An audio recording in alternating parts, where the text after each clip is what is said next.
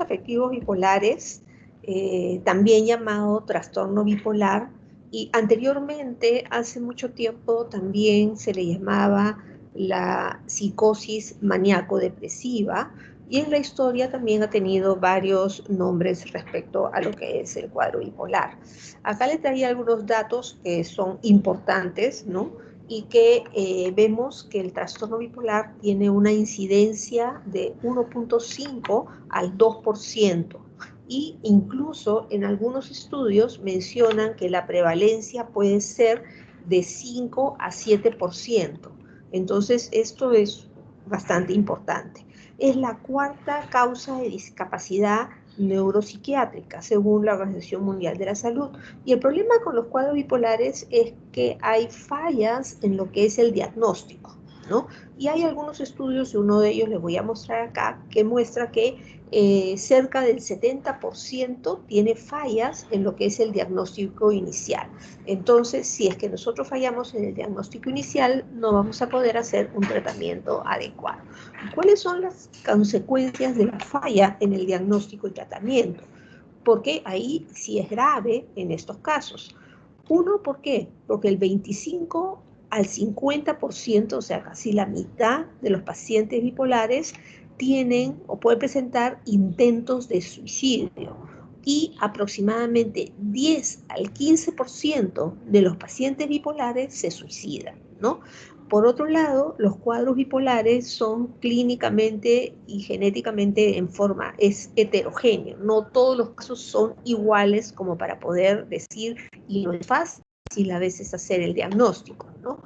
Por otro lado, el trastorno bipolar es una enfermedad crónica y tiene el riesgo de recurrencia aproximadamente en 5 años. Cerca del 73% de los pacientes, a pesar de estar con el tratamiento convencional, con un tratamiento adecuado, pueden tener una recurrencia, ¿no? También se produce fallas o déficit en las funciones psicosociales, y esto interfiere en la vida de la persona, y esto puede persistir años, incluso después de que el episodio inicial se recupere, ¿no? Y se ha visto que el 59%, cerca del 60% de los pacientes muestran un compromiso en su funcionamiento, 4.5, casi 5 años después de un internamiento. Y hay un pobre funcionamiento psicosocial que parecería predecir un menor tiempo de recurrencia. O sea, parecería ser que cuando no llegan a tener un funcionamiento adecuado, entonces recaerían antes que las otras personas que tienen un buen funcionamiento. Acá el cuadro es para mencionar que los desórdenes bipolares no son muchas veces reconocidos y son subdiagnosticados, ¿no? Acá, por ejemplo, eso es un cuestionario que se hizo para poder detectar los desórdenes del humor o trastornos afectivos, ¿no? Que están los cuadros bipolares, ¿no? Se hizo un tamizaje para lo que es los trastornos afectivos bipolares, y se vio que había un tamizaje positivo para el trastorno afectivo bipolar 1 y 2 en aproximadamente 3.7 de los pacientes, ¿no? Pero se vio que de ellos había sido diagnosticado previamente como cuadro bipolar solamente el 20%, y había sido incorrectamente diagnosticado como depresión unipolar un 31%, y muchas veces no reconocido y no diagnosticado. Entonces, por ello, en otros estudios en Europa mencionan que la espera medio de los pacientes bipolares para que tengan un diagnóstico correcto después de la aparición de los síntomas es 5.7, o sea, casi 6 años que el paciente está así, ¿no? Entonces acá vemos que los pacientes bipolares generalmente están sintomáticos la mitad del tiempo de su vida, ¿no? Esto es un estudio de seguimiento casi a 13 años, y se ha visto que 53% han estado en semanas asintomáticas, pero ha habido un 32% que ha tenido deprimidos, un 9% que ha tenido cuadros maníacos o hipomaníacos y un 6% que ha tenido un ciclado mixto. Entonces vemos que cerca de la mitad van a tener estos síntomas a lo largo de estos 13 años, 12.8, 13 años que han tenido. Por otro lado, los episodios mixtos, es decir, que en el cuadro, en el episodio, no solamente sea la fase depresiva o no solamente sea la fase maníaca acelerada, ese episodio está mezclado, están mixtos. Esos episodios predicen la persistencia o la recurrencia de los síntomas, ¿no? Entonces, cuando hablamos de lo que son manía pura o depresión pura, no hay tanta persistencia ni recurrencia como sí lo hay en los episodios mixtos, ¿no? Entonces, nos da una idea de la evolución de los cuadros con estas características.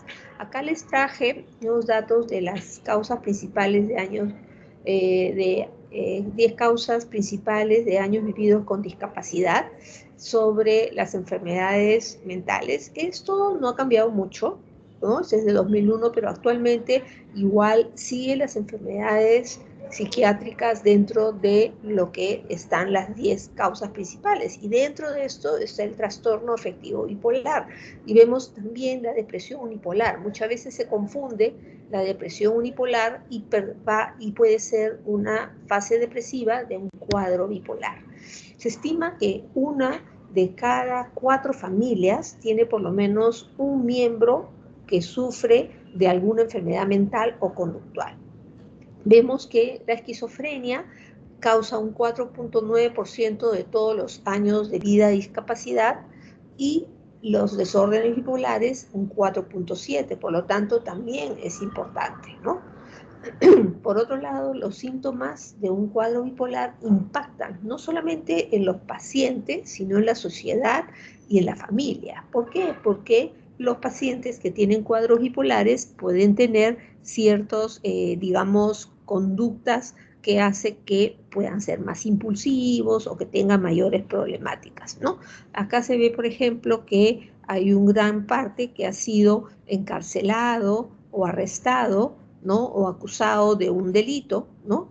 De estos casos, 26 que tenían tamizaje positivo para cuadros bipolares versus 5 que no tenían para cuadro bipolar, ¿no? Ahora, los supervisores, las personas con los que trabajan también, ¿no? Vemos que acá 48 con respecto a 23 que tenía un tamizaje negativo para el desorden bipolar, y en lo que es el que haya sido despedido alguna vez en su trabajo, un 54 que hayan tenido tamizaje para un desorden bipolar, y vemos cómo estos datos en este estudio de Calabrese son estadísticamente significativos.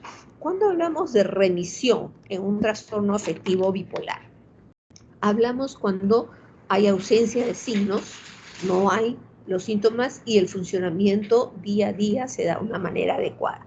¿Cómo medimos esto en un cuadro bipolar? Como les mencioné, en el cuadro bipolar justamente se llama bipolar porque puede tener una fase depresiva o una fase maníaca. Depresiva es cuando el ánimo está decaído, bajo, y maníaca es cuando la persona está eufórica, acelerada. A diferencia de la esquizofrenia, donde lo principal y lo que predomina en el trastorno es la alteración del pensamiento, en los trastornos afectivos bipolares lo que predomina es el trastorno del afecto. Es decir, la persona está con el afecto decaído y como está con el afecto decaído, el ánimo baja, no hay ganas de hacer las cosas y los pensamientos que puede tener también trastornos del pensamiento son coherentes con lo que es el estado negativo, es decir, que son de este tipo de contenido. Por el contrario, cuando la persona está acelerada o maníaca, está eufórica, se siente dueña del mundo, que puede hacer un montón de cosas, ese es en lo que es el afecto, pero también puede ir acompañado de trastornos en el pensamiento. Y estos trastornos en el pensamiento son congruentes con el estado de ánimo. Por ejemplo, la persona puede decir, o sentirse que es lo máximo y puede decir yo soy Dios y he venido acá a salvar al mundo. Entonces su trastorno del pensamiento es relacionado con el estado de ánimo, ¿no? Pero el principal y lo principal que tiene que haber en los cuadros bipolares es el trastorno del ánimo. Muchas veces yo comparo con lo que es un disco, por ejemplo, ¿no? Cuando está los discos antiguos, ¿no? Ahora ya no se usan los discos, se usan CDs, pero los discos antiguos cuando iban a poca velocidad, lentos, como que es el cuadro depresivo, y disminuye todas sus funciones, ¿no? La parte de memoria, la parte cognitiva, la parte física, todo. Y cuando está la persona acelerada, esto está mucho más rápido y la persona tiene muchas ideas, muchos pensamientos, más actividad y comienza a hacer más cosas. Pero el factor principal y lo que está siempre tomado en el cuadro, en los trastornos afectivos bipolares, es el afecto. ¿Cómo medimos eso? Para medir eso, a veces puede ser bastante subjetivo, me parece, o esto, o para hacer el seguimiento, ¿no? ¿Qué tan depresivo está esta persona? Si estaba depresiva o no, entonces podemos hacer alguna evaluación. Entonces, ¿cómo se mide? Se mide a través de escalas, por ejemplo, la escala que está acá de Mathers, que es la escala de depresión, y cuando tiene un puntaje que sea, perdón, la escala de Mathers y la escala de Young.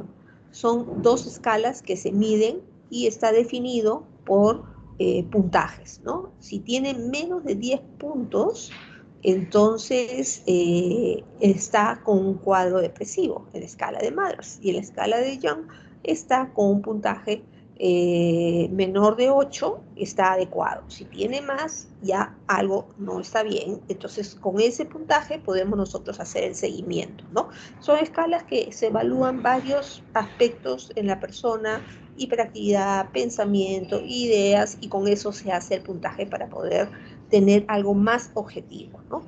Y cuando vemos que la persona tiene una recuperación, es cuando la persona hay una remisión sostenida y duradera del cuadro.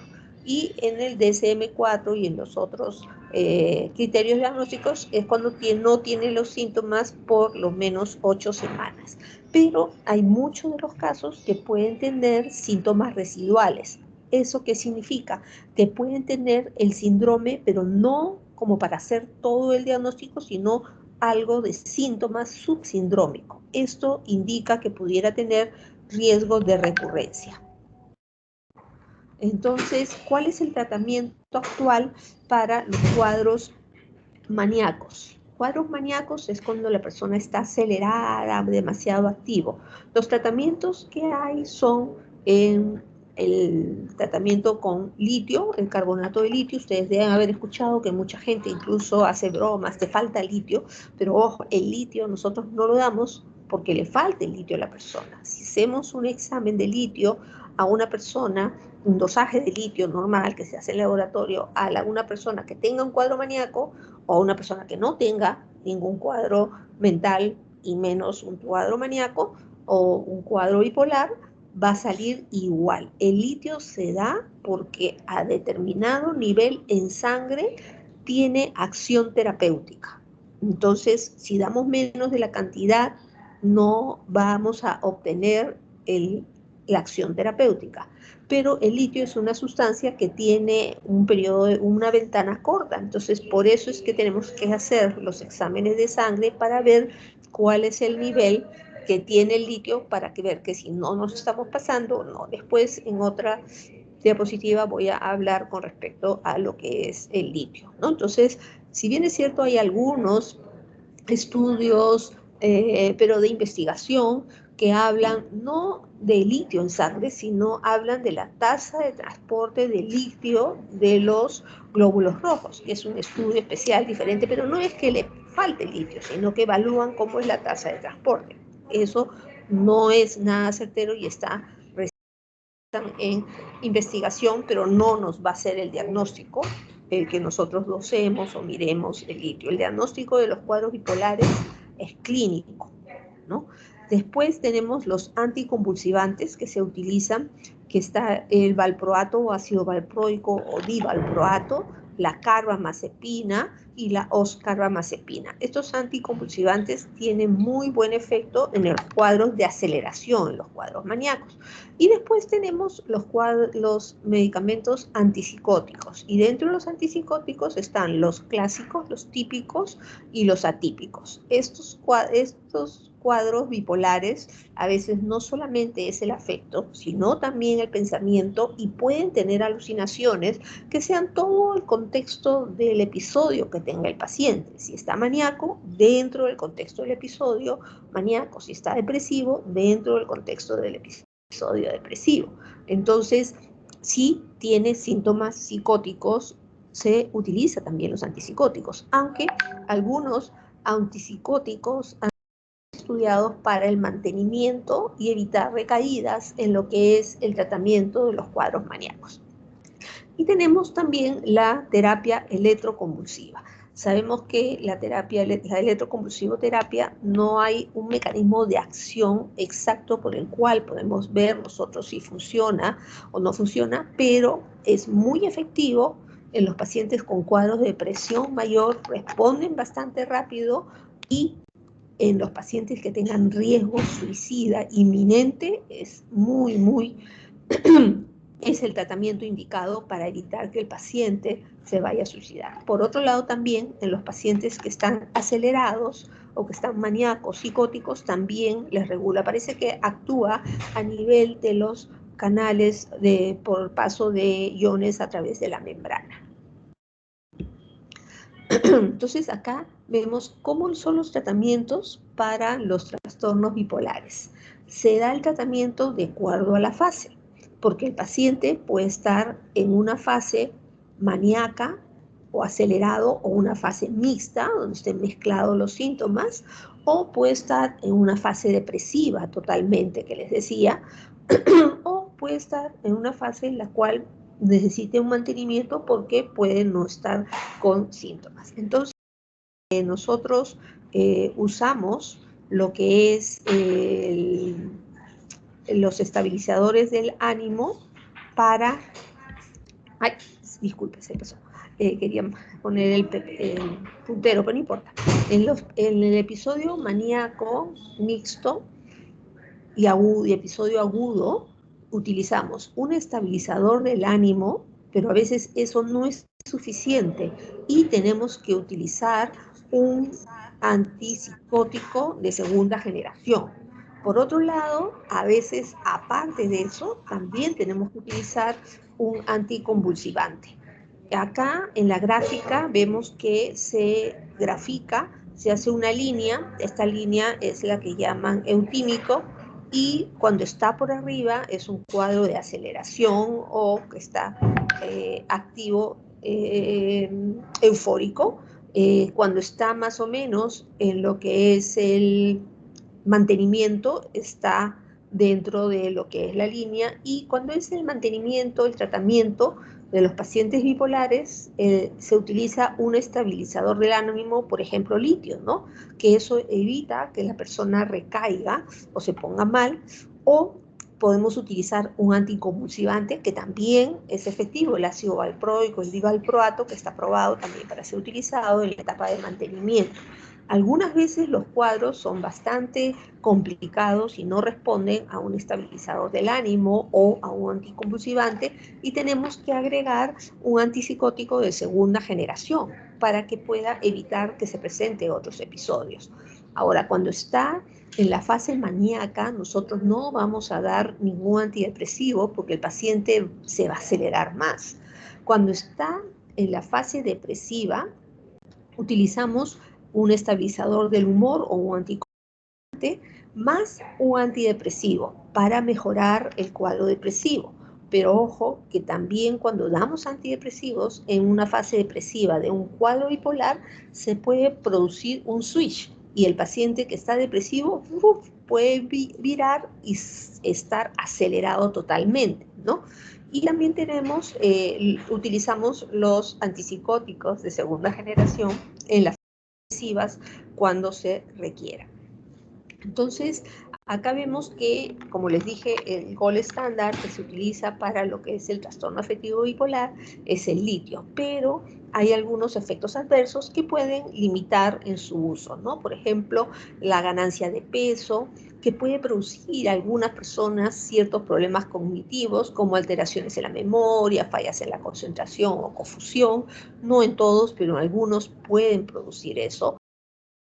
O sea, las manos, así como los antipsicóticos típicos, da bastante temblor. El uso del litio es un tremor, es suavecito, no es un temblor como síntoma extrapiramidal, sino es un tremor leve que en algunos pacientes le ocasiona molestias, otros lo pueden llevar y no hay mayor problema, puede producir sedación, letargia, efectos gastrointestinales o puede producir también la pérdida del cabello. El tratamiento a largo plazo con litio se ha asociado a que pueda haber algún tipo de insuficiencia renal o alguna lesión renal, por lo cual hay que nosotros hacer un seguimiento y también las personas de edad, con la edad, la función renal va disminuyendo, entonces también tenemos que ajustar la dosis de litio que se da porque la filtración glomerular no es igual en una persona joven que en una persona de otra edad.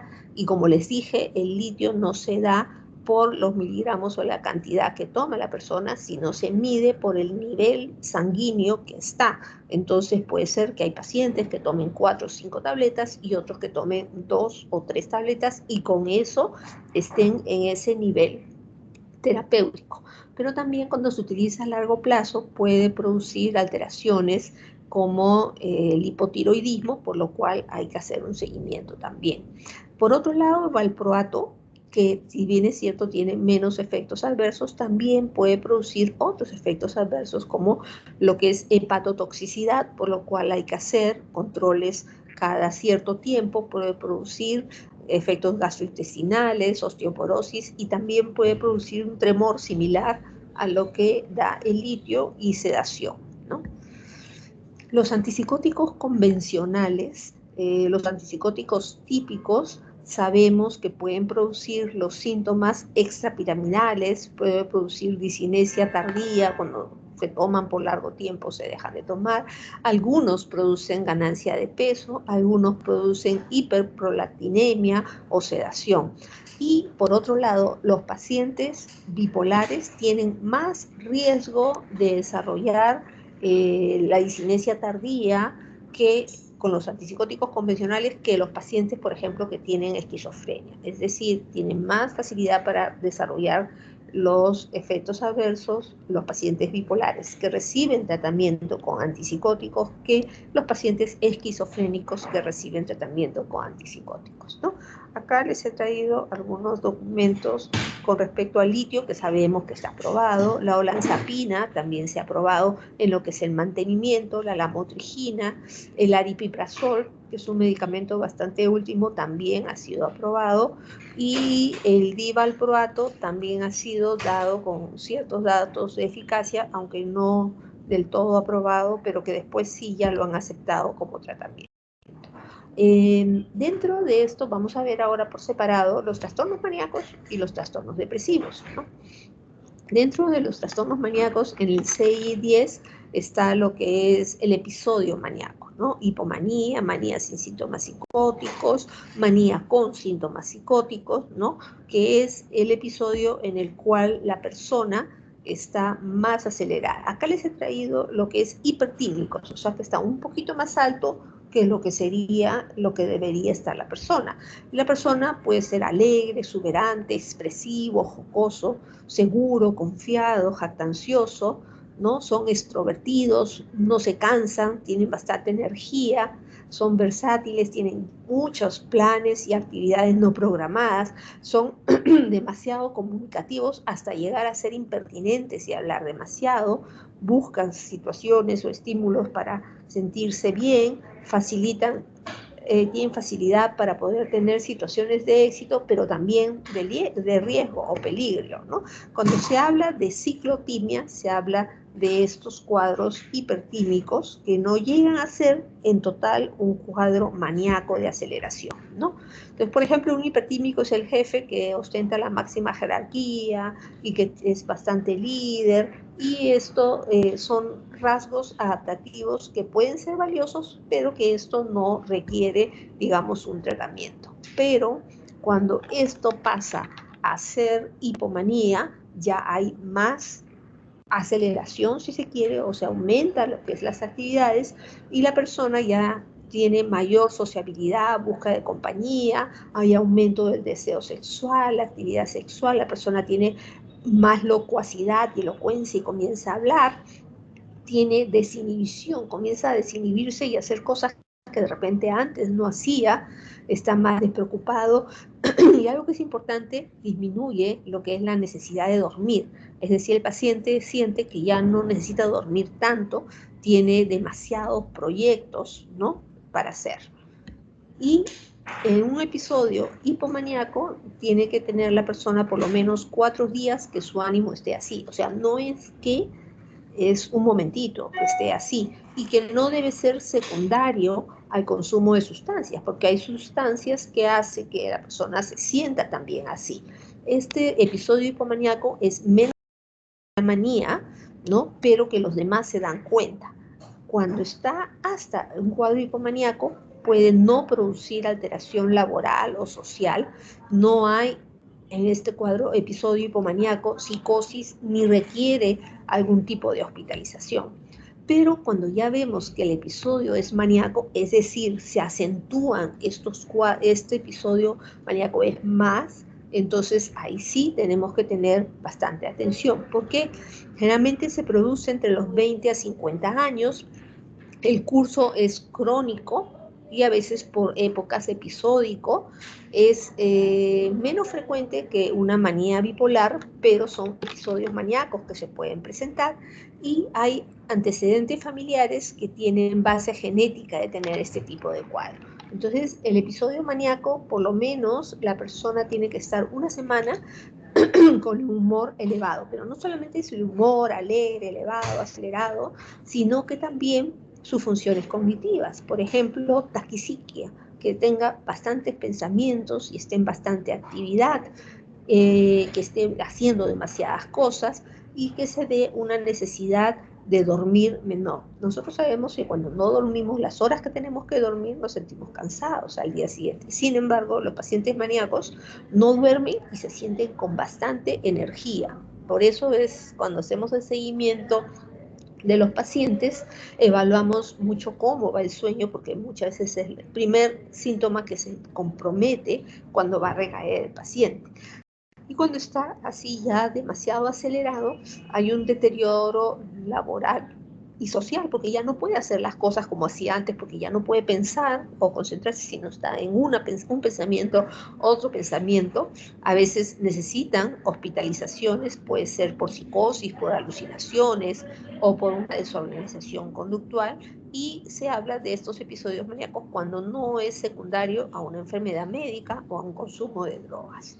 Entonces, nosotros cuando hacemos un episodio maníaco, vemos un episodio maníaco, tenemos que hacer el diagnóstico, es clínico, como les decía, y hay que hacer exámenes auxiliares, que sería una escala de manía, ¿no? La escala de Young, que es la escala para medir manía. ¿Cuál es el tratamiento? El tratamiento es con un estabilizador del ánimo, puede ser el litio. A veces utilizamos antipsicóticos si hay asociados síntomas psicóticos. Si requiere el paciente, se le puede indicar algún tipo de ansiolítico y sobre todo la psicoeducación por si vuelve a presentar otro episodio. Cuando hablamos de trastorno bipolar, vemos que hay alternancia de episodios depresivos y episodios maníacos. Estos episódicos son más graves que lo que es un cuadro unipolar que presenta una depresión de larga duración y que puede ser deteriorante, sino que este cuadro es episódico, aceleración, depresión, y la duración o el curso es variable en los cuadros bipolares. Acá les traje este cuadrito. Para un lado he puesto lo que es manía, eso que está amarillo, y para otro lado lo que está oscuro los cuadros o los síntomas de depresión. Entonces vemos que no me he referido mucho a los síntomas de un cuadro maníaco, porque ustedes ya han llevado el curso de psicopatología y ahí deben haber revisado el síndrome maníaco, síndrome depresivo, ¿no? Y dentro de lo que es manía, como les decía, es la euforia, la grandiosidad, la persona habla bastante y también por otro lado tiene mucha impulsividad, su líbido está incrementado, está hiperactivo y realiza conductas en las cuales puede ser peligroso, se puede hacer algún tipo de daño, tiene social, lo que antes de repente tenía cierto recato ya no le interesa, ¿no? Y no tiene necesidad de dormir, porque siente con actividad, no tiene por qué dormir. Pero este cuadro maníaco también se acompaña de síntomas cognitivos. Y dentro de los síntomas cognitivos está el pensamiento acelerado, que les dije, demasiado rápido, y por otro lado tiene distraibilidad y tiene fuga de ideas. ¿Eso qué significa? Que está en una idea y es tan rápido su pensamiento que ya está en otra, en otra, en otra. Entonces, si uno habla con el paciente, está hablando una cosa y ya su pensamiento va más rápido de lo que habla y ya está hablando otra cosa y vemos que hay fuga de ideas y puede haber una desorganización. Por otro lado, el cuadro depresivo se da con los cuadros de tristeza, anedonia, que no disfruta nada, ansiedad, irritabilidad, hostilidad, hipoactividad, insomnio también. En los cuadros maníacos es la no necesidad de dormir. En la depresión hay insomnio, pero por otro lado también puede haber hipersomnio, porque hay cuadros depresivos que aumenta el sueño. Puede haber que la persona esté más irritable, esté un poco más violento, y lo que es riesgo también puede darse el suicidio. Si bien es cierto, algunos pacientes maníacos también se pueden matar, pero más es por la conducta peligrosa que realizan. En la depresión es porque se quieren matar, ¿no? Y dentro de los cuadros depresivos hay los síntomas, de estos síntomas de acá también hay síntomas cognitivos, que es lo que les decía, su pensamiento está más lento, la persona se siente menos que lo demás, hay una baja autoestima, se siente culpable y hay un pesimismo. Pero a veces acompañado a estos síntomas también pueden haber síntomas psicóticos o síntomas delusiones o incluso alucinaciones. Pero estos síntomas son congruentes con lo que es el estado de ánimo de la persona, ¿no? Entonces acá les he traído lo que es el episodio maníaco, ¿no? Que la persona se siente el dueño del mundo, un episodio mixto donde están los dos y por momentos está bien, otros momentos está mal y están los síntomas mezclados, o un episodio depresivo en el cual la persona se siente deprimida, ¿no? Entonces, ¿cómo ha ido la evolución de los trastornos bipolares, ¿no? En lo que es la manía y melancolía en el mismo paciente, esto está desde los años 150 años antes de Cristo, luego se hablaba de locura circular o locura doble forma. ¿Por qué? Porque habían episodios en que estaba acelerado y episodios en que estaba depresivo, luego se habló de que manía y melancolía eran la misma enfermedad porque en un momento estaban en una fase y en otro momento en otra fase. Luego de locura maníaco-depresivo, se habló de los subtipos bipolares, después eran depresiones bipolar light, parecidas a los bipolares, y en una época se habló sobre el proceso de switch, que era de, como les decía, si está en la fase depresiva, hay un grupo de pacientes que reciben antidepresivos y se aceleran, pasan al otro tipo de cuadro, ¿no? Y después ya se habló de lo que es manía secundaria y últimamente se habla de lo que es el espectro bipolar, ¿no? Donde son varios síntomas que pueden ser dentro de lo que es el espectro bipolar. ¿Por qué? Porque no siempre los cuadros encajan o son exactamente, ¿no? Se hablaba de esquizobipolar, luego de manía y episodios depresivos, es en el cuadro bipolar, tiene paciente manías y episodios depresivos, luego bipolar 1, ¿no? Que hay cuadros hipomaníacos y depresión, pero que no son manías graves, sino cuadros hipomaníacos, ¿no? Y también, por ejemplo, acá se habla de bipolar 3, depresiones con hipomanía inducida, ¿no? Eso es lo que se habla en el espectro bipolar, pero que en realidad lo que hablamos es de los trastornos afectivos bipolares. Y acá está un dibujo, como les decía, la eutimia es la línea que se pone para poder saber el ánimo que está estable, y vemos cómo acá eutimia estaría dentro de este marco cuando hay personalidad ciclotímica, la forma de ser de la persona, que a veces es un poquito más activa en momentos, pero que no llega a ser un episodio hipomaníaco, ni tampoco un cuadro depresivo. Se habla de personalidad ciclotímica, luego de la ciclotimia, que es un poco más, pero que no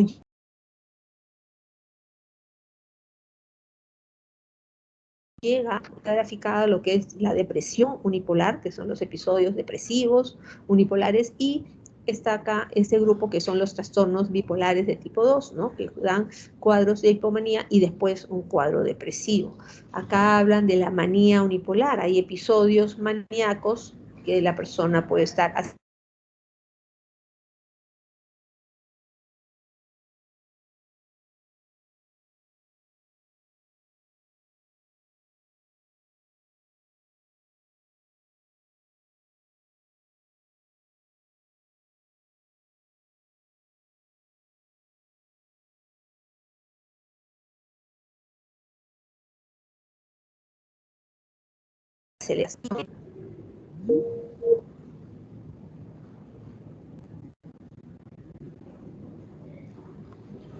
Ya estamos conectados otra vez, algo pasó, se desconectó.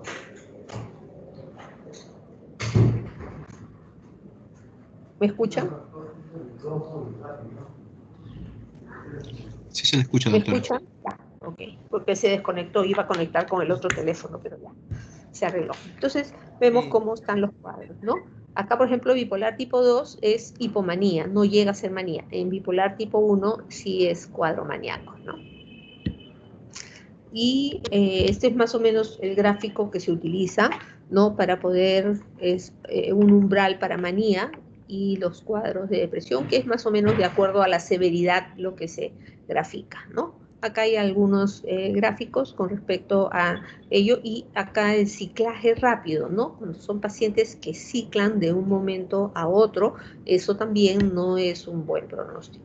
Entonces, como les decía al inicio también, ¿no? El trastorno bipolar se le ha llamado enfermedad maníaco-depresiva, psicosis maníaco-depresiva, reacción maníaco-depresiva, trastorno afectivo bipolar, trastornos del humor, ¿no? Pero no es lo mismo que los otros cuadros, ¿no? Con trastornos límite de personalidad, consumo de sustancias, trastorno esquizoafectivo. Si bien es cierto, el trastorno esquizoafectivo tiene algo de componente afectivo, lo que prima es la alteración del pensamiento, porque está comprometido con un síndrome esquizofrénico con el pensamiento, ¿no? El trastorno por déficit de atención con hiperactividad tampoco no es un cuadro bipolar, ¿no? Entonces acá están los tipos de los diagnósticos que se ponen de acuerdo al CI-10, que es el que nosotros utilizamos acá en nuestro medio, de acuerdo al trastorno bipolar en la fase en la que se encuentre el paciente, ¿no? Por ejemplo, hay un trastorno bipolar episodio actual maníaco sin síntomas psicóticos, o puede ser un trastorno afectivo bipolar episodio actual maníaco con síntomas psicóticos, ¿no? Entonces, la enfermedad bipolar, el trastorno bipolar, es una enfermedad fásica. Eso se caracteriza porque es una enfermedad que tiene un curso maligno, y hay varias veces recurrencias que pueden estar acompañados con síntomas significativos entre los episodios. Es decir, que durante el episodio no desaparezca del todo los síntomas, ¿no?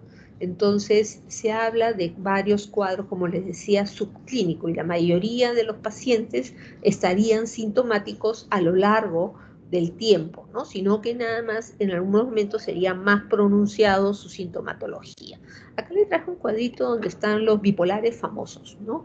Hay bastantes actores, está Honoré Balzac, Victor Hugo, Ernest Hemingway, Germán Hesse, está Kurt Cobain, que es un grupo de Nirvana que se suicidó, ¿no? Y hay varios de los bipolares que se han suicidado, ¿no? Como les dije, cerca de un 10 al 15% se suicida. Está Robin Williams también, ¿no? Nosotros cuando vemos qué riesgo hay de bipolaridad es cuando, por ejemplo, a un paciente le damos un antidepresivo y el paciente se acelera. Es un riesgo que podemos ver que puede haber una bipolaridad. Cuando hay pacientes que presentan episodios antes de los 25 años, ¿no? En la etapa juvenil o puerperal, cuando hay episodios de insomnio o retardo, ¿no? Esto sobre todo en los pacientes depresivos, ¿no? Que vemos que puedan tener esto, tiene mayor riesgo de que puedan tener un cuadro bipolar. Y la historia familiar de un trastorno bipolar, ¿no? Generalmente es un cuadro familiar. Un momentito, me esperan, por favor, ¿ya?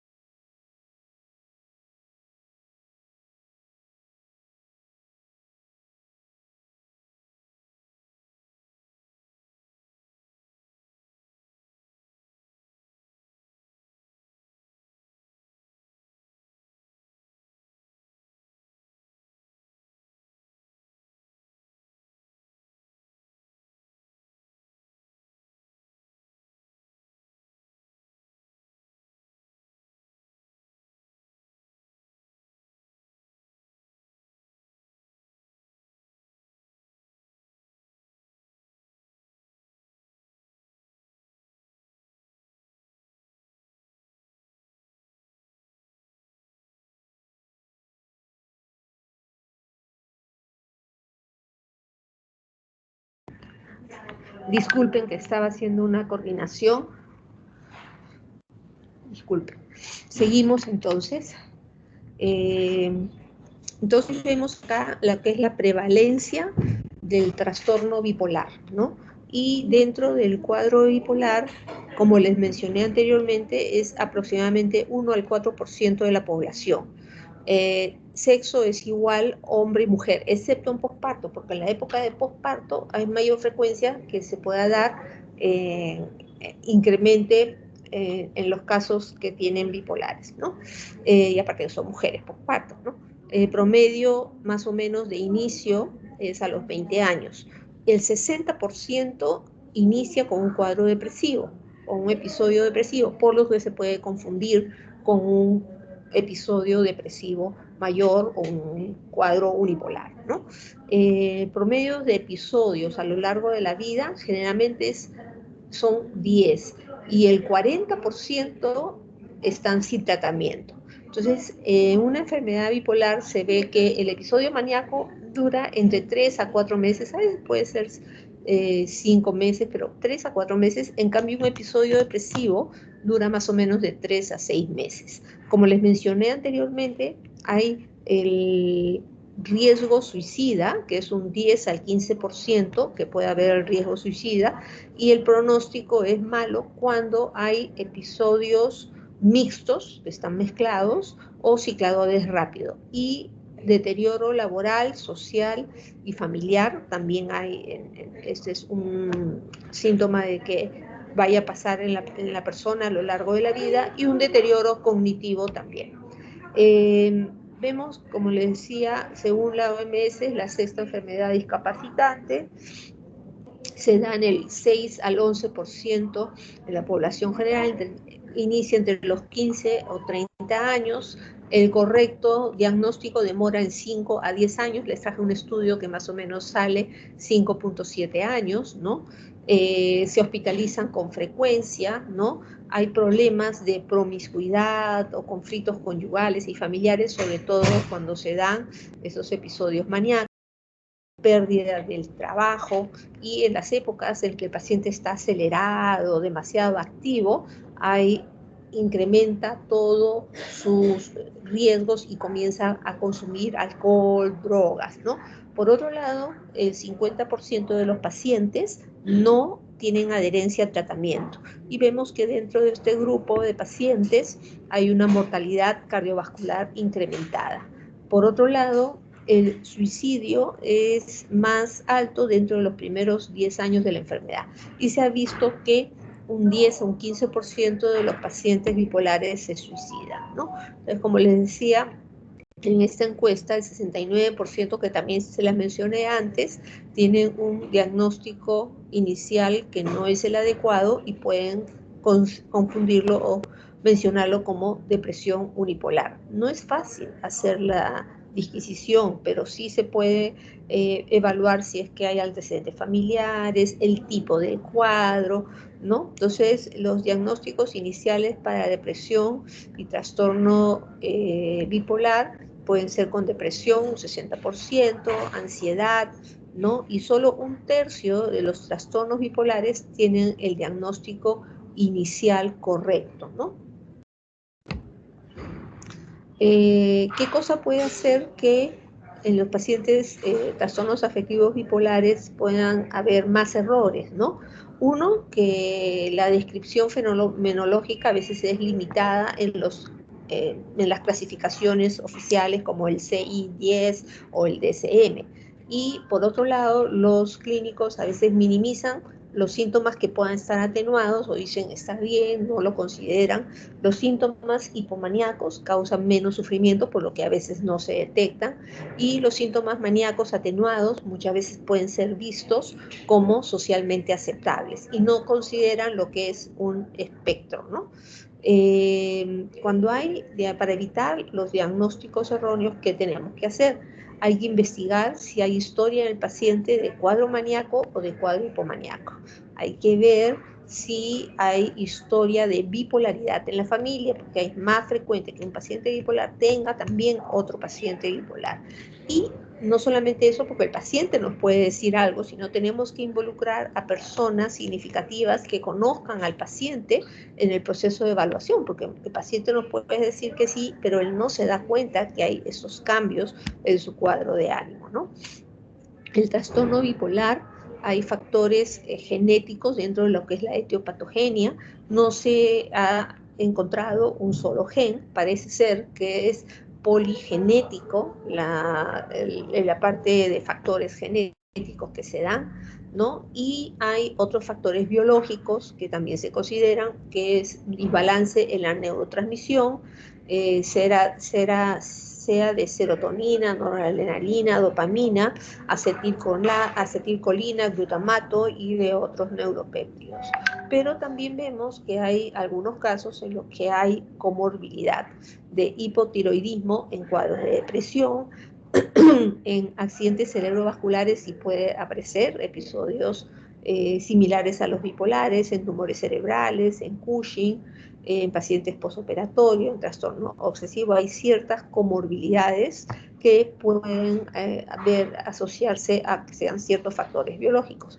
Por otro lado, hay ciertas sustancias como los corticoides o los antidepresivos que producen pues el SISH, las sustancias estas anabólicas, ¿no? INH, el alcohol y los psicoestimulantes. Y también existirían factores psicosociales y en algunos mencionan factores estacionales que tienen que ver con lo que es la presencia de los episodios. Entonces hay muchas teorías vigentes que hablan de lo que es la genética, la parte hormonal, la parte neuroquímica, neuroanatómica, más el ambiente de vulnerabilidad y estrés que pueda tener el paciente. Entonces, todo esto lo integra para que el paciente pueda tener un cuadro. También hay ciertos estudios de imágenes, ¿no? Donde son imágenes funcionales a través del PET, que es la tomografía con emisión de positrones, y acá está la imagen de cómo es un cerebro con un episodio maníaco y cómo es la imagen de un cerebro con un episodio depresivo, ¿no? Entonces vemos cómo están activadas determinadas zonas, que es diferente un cerebro en lo que son la parte funcional, ¿no? Entonces, bueno, esto es en relación al estudio que ya les había mencionado y cómo se clasifica principalmente el trastorno bipolar. Uno, como trastorno bipolar 1, que es un cuadro de depresión mayor más un cuadro maníaco, o que puede ser un cuadro de depresión mayor más un episodio mixto, ¿no? Y también tenemos los pacientes bipolar 2, que tienen cuadros de depresión mayor y tienen episodios de hipomanía. Estos muchas veces se pueden confundir con que sean solamente cuadros depresivos. Los trastornos ciclotímicos, que son las variaciones, y el no especificado. El episodio mixto, cuando hablamos de episodio mixto, que les decía que están los síntomas mezclados, mínimo por lo menos una semana, y tiene que haber una coexistencia de episodios maníacos y episodios depresivos, ¿no? Hay algunos que mencionan, ¿no?, que esto tiene mayor riesgo porque hay un alto riesgo suicida en estos episodios y hay mayor compromiso en lo que es la parte laboral y social. Requiere hospitalización estos pacientes, no es secundario a enfermedad médica o a drogas. Y hay una mejor respuesta a lo que son el valproato y los antipsicóticos. Hay varios tipos, ¿no?, que pueden ser una hipomanía disfórica, depresión agitada, ¿no?, y que muchas veces tiene que hacer el diagnóstico diferencial con un cuadro de esquizofrenia, un cuadro de esquizoafectivo o un trastorno de personalidad borderline, ¿no? Los pacientes, que 40% de los pacientes pueden presentar algún episodio de este tipo, pero frecuentemente están subdiagnosticados. El trastorno ciclotímico, hablamos de que tiene que tener un episodio mínimo a 2 años de una depresión moderada, pero que no llegue a los criterios para un cuadro de depresión mayor, ¿no? Y que hayan síntomas hipománicos. En los niños se considera un año como como mínimo, no 2 años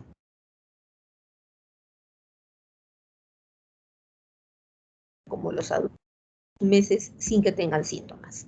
Cuando hablamos de ciclaje rápido, ¿no? Porque también están los cuadros mixtos, pero hay cicladores rápidos, ¿no? Es cuando la persona tiene varios episodios al año, ¿no? Por ejemplo, acelera, baja, se acelera nuevamente o tiene varios episodios de aceleración o depresión, y es rara vez que el paciente esté eutímico. Esto se presenta más o menos en un 15 al 20% de mujeres, el 80% en las personas mayores de 35 años, tiene inicio tardío y es favorecido por algunos cambios que se dan, ¿no? Como hipotiroidismo, menopausia, drogas psicoactivas o algunos antidepresivos que mencionan que puede hacer que aparezca o se haga un ciclaje más rápido. Hay alta comorbilidad psiquiátrica con otros cuadros y con trastornos de personalidad. Estos cuadros cicladores rápidos a veces son resistentes al tratamiento con litio y tenemos que utilizar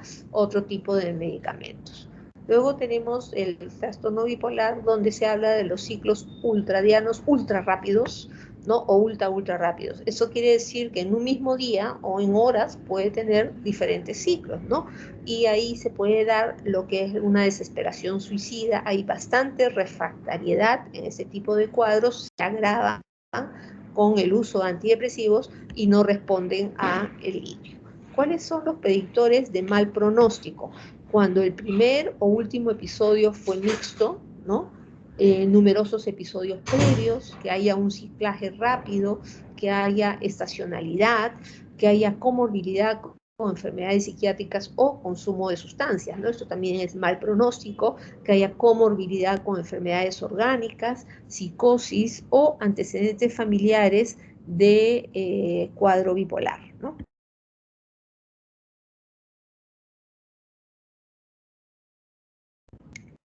Y es si estuvieron en los últimos 12 meses, si hubo un ciclaje rápido, ultra rápido o ultra rápido, o hubo episodio mixto. Y dentro de los trastornos bipolares, ¿cómo hacemos el diagnóstico? Como les dije, el diagnóstico se hace en forma clínica, en base a lo que nosotros... ¿Me escuchan? No. Se desconectó. Sí se le escucha, doctora. Ah, ya. Okay. Como salió acá un triangulito, pensé que se había desconectado. Ok. Los trastornos bipolares, el diagnóstico es clínico. Entonces, ¿qué hacemos nosotros para poder evaluar a los pacientes? Evaluamos con las escalas, ¿no? Que son pruebas auxiliares, como les dije, la escala de Young para ver cómo está la manía. Hay varias escalas, la de Manchester, Biegel, inventario de Beck, ¿no? Pero las que más se utilizan es la escala de Young, que se utiliza en el estudio de investigación, y la escala de Montgomery-Åsberg, que es la MADRS, de las iniciales que le ponen, ¿no? Que son las que más se utilizan y que están más validadas para ser utilizadas. El diagnóstico diferencial tenemos que hacerlo con algunos cuadros que pueden parecer cuadros bipolares, ¿no? Por ejemplo, el trastorno de personalidad limítrofe o borderline, esquizofrenia o un trastorno esquizoafectivo. Para hacer el tratamiento tenemos que, antes de comenzar, tenemos que tener el diagnóstico de bipolaridad, ¿no? Porque si no, no podemos hacer un tratamiento. Tenemos que saber en qué episodio actual está el paciente. Si es que vamos a dar un antipsicótico, si es que vamos a dar un antidepresivo, ¿qué episodio actual? ¿Cuál es la gravedad? Si hay psicosis y si hay riesgo suicida, ¿no? Y ver cómo ha evolucionado el paciente a lo largo de su tratamiento.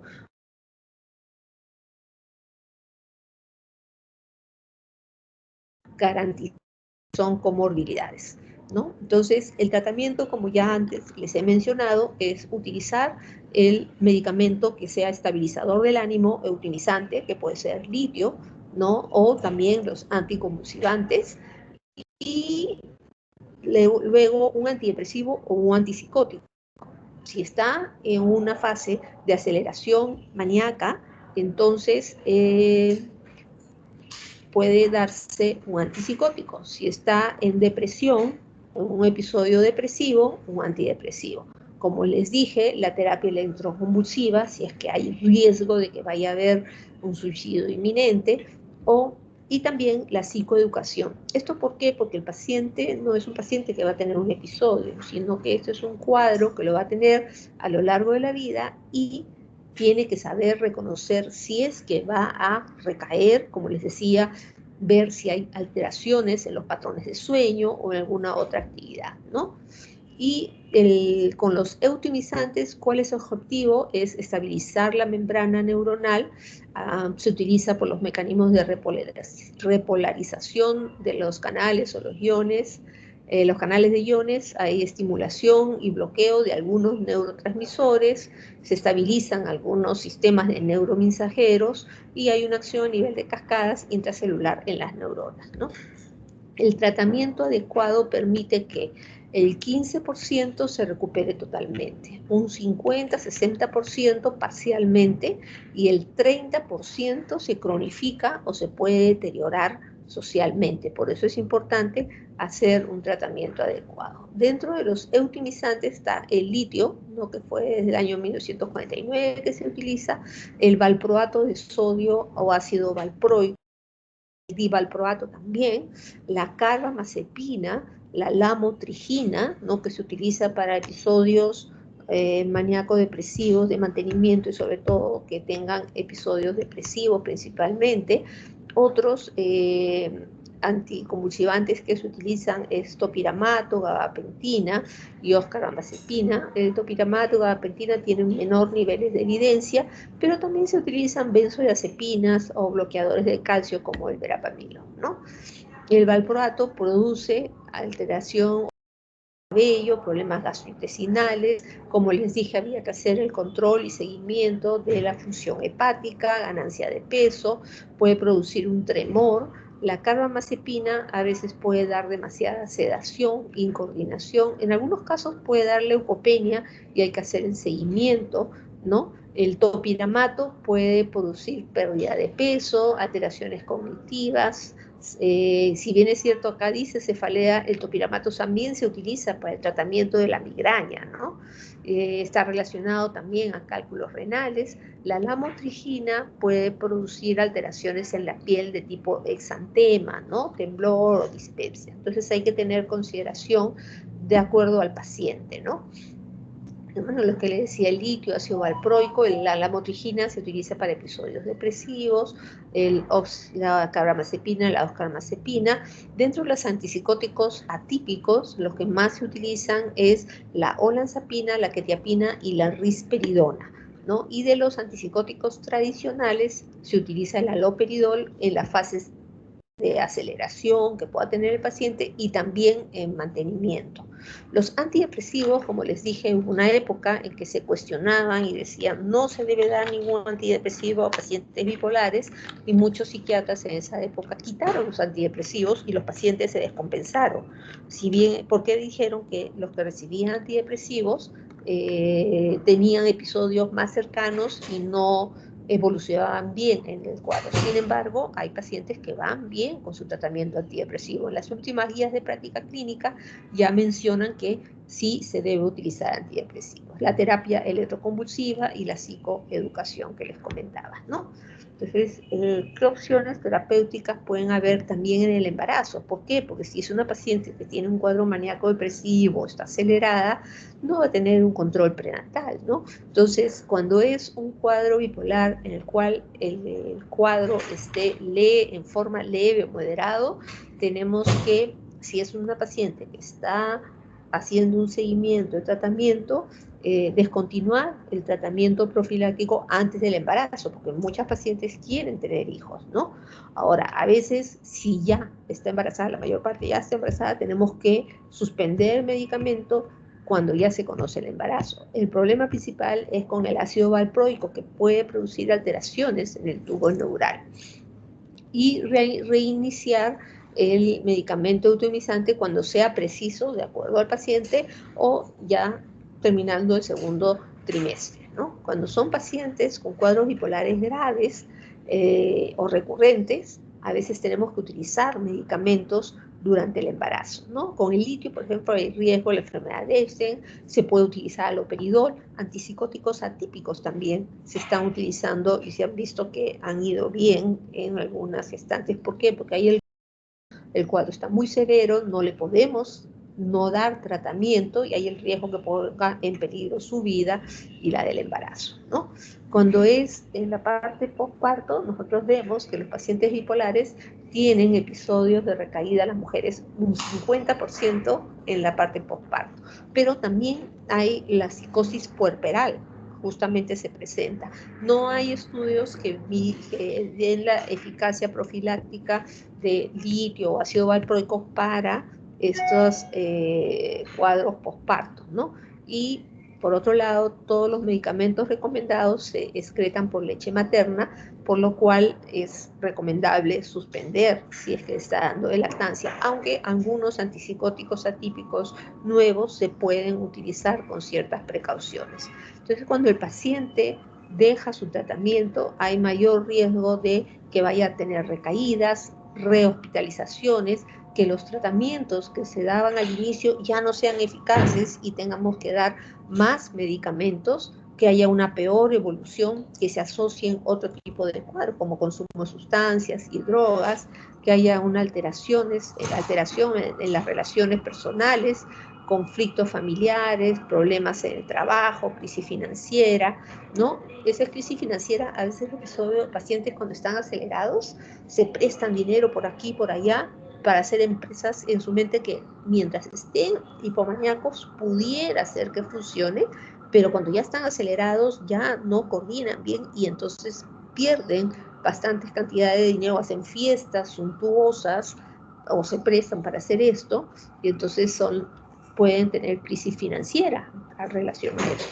Episodios, situaciones en las cuales el paciente está suicidado, ha intentado suicidarse, violencia, agresividad, ¿no? Problemas legales, judiciales, mayor carga sanitaria, y estas son las consecuencias que puede darse de los pacientes bipolares. En realidad, los pacientes bipolares no son fáciles de manejar porque no siempre uno sigue el tratamiento y dos responden a la medicación. Muchos pacientes tienen que usar 1, 2, 3 o 4 medicamentos antipsicóticos, estabilizadores del ánimo, para que se puedan estabilizar y estar bien, ¿no?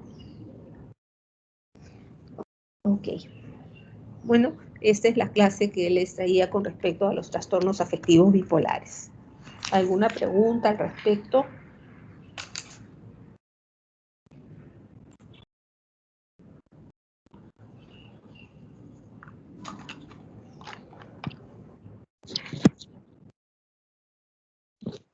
Doctora, ¿Sí?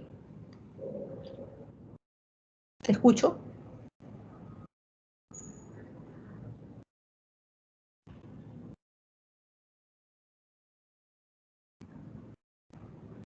no sé. Ya no escucho. ¿Se me escucha, doctora? Sí, sí, ahora sí te escucho. No, sí, me preguntaba si está contraindicado en estos pacientes con trastorno bipolar las bebidas cafeinadas. ¿Cómo? Las bebidas como el café o la Coca-Cola. Ya, el café tiene cafeína y la Coca-Cola también tiene cafeína, ¿no? Son sustancias estimulantes que algunas personas pueden tomarlos y les va bien. Un paciente bipolar, si está acelerado y toma eso, se va a acelerar más o puede disparar el episodio. Un paciente depresivo puede de repente estimularlo un poco. Si tiene ansiedad, puede incrementar ansiedad. Pero teóricamente por un solo café o una gaseosa no tendría por qué disparar un cuadro bipolar, pero sí por el uso de anfetaminas o éxtasis, ese tipo de sustancias sí puede disparar porque eso es una cantidad mucho mayor, ¿no? También algo que puede disparar es esos preparados Red Bull, esas cosas, Red Bull, ¿no? ¿Por qué? Porque cada uno de esos preparados tiene una cantidad terrible, no es una taza de café que uno toma, sino son una cantidad como 20, 30, no sé cuántas tazas que están ahí, ¿no? Entonces, eso sí tiene una acción estimulante y si el paciente está un poco acelerado, puede empeorar, ¿no? Ya, pero- Mañana nos toca la clase. Les he puesto ahí, no sé si un, un documento para que lo lean, porque nos toca mañana sobre el tema que les he puesto.